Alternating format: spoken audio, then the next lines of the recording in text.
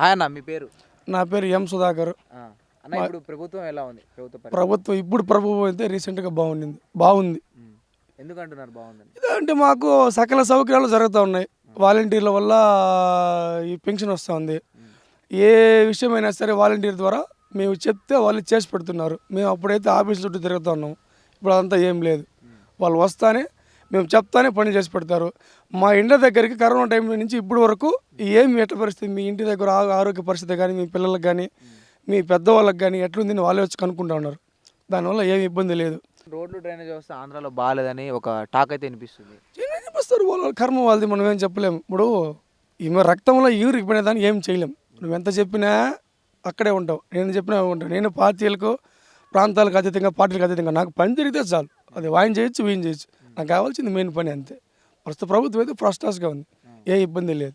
TDP Janasena కలిసి వస్తున్నాయి కదా, వాళ్ళ పొలం వాళ్ళు చూసుకొని వీళ్ళ పొలం నేను చూసుకుంటాడు కదా, మనకి అది తప్పే ఉంది.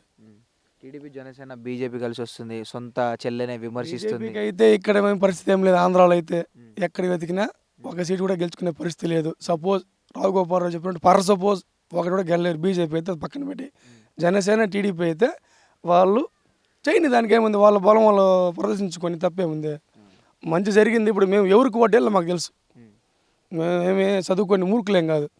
మాకు చదువు రాకపోయినా ప్రస్తుత కాల పరిస్థితి ప్రకారం ఎట్టబాలో మాకు తెలుసు. కంపెనీస్ రాలే, ఉద్యోగాలు రాలే, వాళ్ళకేం చెప్తారు? ఉద్యోగాల కంపెనీ రాలేదంటే అది మొట్టగానికి ఒక మైనస్ పాయింట్ కింద చెప్పుకోవచ్చు. తెలంగాణలో ప్రస్తుత గవర్నమెంట్ ఉన్నప్పుడు ఆయన కేటీఆర్ గారు ఆయన తిరిగి కంపెనీ తెచ్చినాడు. ఇక్కడ మొరంగా ఎవరు చేయలేదు. అది ఒకటి మొట్టగానికి మైనస్ పాయింట్, మిగతావని ప్లస్. రాజధాని సమస్య కూడా ఉంది కదా. రాజధాని సమస్య ఏం చెప్పండి, పెట్టుబడి ఎక్కడ తెమ్మంటావు? రాజధానికి కష్టం అంటే 3 రాజధానులు అంటే పెట్టుబడి ఎక్కడుంది చెప్పు, నువ్వే చెప్పు. పెట్టుబడి ఎక్కడుంది? 3 అన్నదమ్ములు ఉన్నారు, దాన్ని కానీ డివైడ్ బై చేసి నీకు ఇచ్చేసినారు. నీకు ఇల్లు కట్టాలా, కారు తీయాలా, బంగాళాలు తీయాలా, నీకు 4 రకాలు సర్వం చేసుకోవాలి. అమౌంట్ లేదు, ఎట్లా చేయమంటావు? చంద్రబాబు నాయుడు గారు ఉంటే అమరావతి ఇప్పుడు ఈ వరకు ఫిక్స్ అయ్యి రాజధాని కంప్లీట్ అయిపోయేది అని అంటున్నారు. రాజధాని అమరం కంప్లీట్ అయ్యాడు అంటే ఇబ్బంది లేదు కదా. ఒక రాష్ట్రము ఒక రాజధాని డెవలప్మెంట్ అవ్వాలని నాకు తెలిసి అంటే 2 ఏళ్ళు 3 4 ఏళ్ళు కాదు, 40-50 ఏళ్ళు పడుతుంది. అంత సర్వీస్ అని చెప్పేంత వయసు నాకు లేదు. 40 ఏళ్ళ నుంచి 50 ఏళ్ళ వరకు ఒక రాజధాని డెవలప్మెంట్ అవుతుంది. రాజధాని అంటే ఒక ఇల్లు కాదు, ఒక రూమ్ కాదు కట్టేదానికి, అది డెవలప్మెంట్ అవ్వాలా. ఒక ఏరియా నిర్ణయిస్తే అక్కడ దానికి సెంటర్ పాయింట్గా డెవలప్మెంట్ అవుతుంది. కానీ మనకు విధంగా అది సెట్ కాదు మనకి ఎప్పుడు. కానీ నిర్ణయించిన తర్వాత అది డెవలప్మెంట్ అవుతుంది అంతే. మనకి దానికి అదే బెటర్ ఇదే బెటర్ అని మనకు చర్చించుకునేంత వయసు మాకు లేదు. మేము దాని గురించి చెప్పలేము. 2024 సీఎం ఎవరు?